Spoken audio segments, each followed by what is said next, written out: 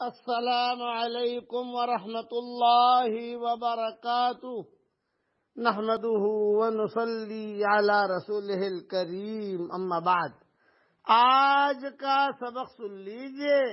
آج کے سبق کی سرخی ہے نماز سے دوستی کیجئے، پارٹ نمبر 87۔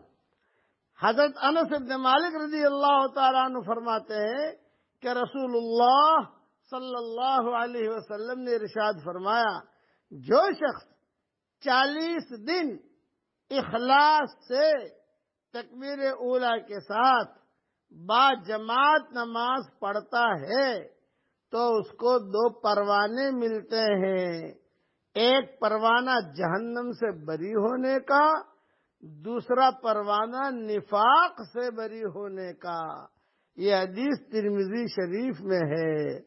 ہمارے ہاں جب جماعتیں نکلتی تھی اور چلہ ہم گزرواتے تھے، اب تو جو ہے وہ نکلنا کرنا کم ہو گیا حالات کی وجہ سے، لیکن خوب ریل پہ جب ہوتی اور جب چلہ لگاتے تو میں ان لوگوں کو کارگزاری میں روانگی میں ایک بات کہتا تھا۔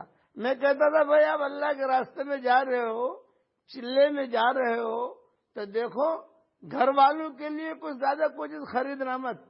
گھر والے تمہیں پوچھیں گے ارے بھی چلے میں سے کیا لائے، تو تم ایک ہی بات کہنا کہ چلے میں سے ہم 2 ہدیہ لے کر آئے ہیں، ایک جہنم سے بری ہونے کا ہدیہ، دوسرا نفاق سے بری ہونے کا ہدیہ۔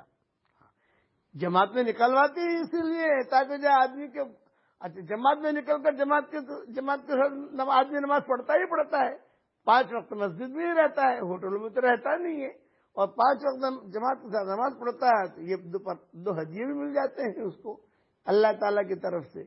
چلو جماعت میں آپ نہیں جاتے، لیکن کم سے کم زندگی میں ایک مرتبہ تو ایسا کر لو کہ 40 دن تکبیر اولیٰ کے ساتھ نماز پڑھ لو۔ آدمی کوشش کرے تھوڑی سی تاکہ یہ 2 پروانے مل جائیں، اور صحیح روایتیں ہیں، اس لیے ان چیزوں کا خیال رکھیے۔ اب مجھے ایک اشکال یہ ہے کہ عورتیں کہتی ہوں گی ہمارا کیا؟ یہ بھی سوال پیدا ہوتا ہے نا کہ فجر کی نماز جماعت کے ساتھ پڑھو تو عورتیں کہتی ہیں ہم تو گھر پہ پڑھتی ہیں۔ ہمارے یہاں تو یہ ماحول ہے، دوسرا کہ بھی 40 دن جماعت کے ساتھ نماز پڑھے تو عورتیں کہتی ہیں ہم تو گھر پہ پڑھتی ہیں۔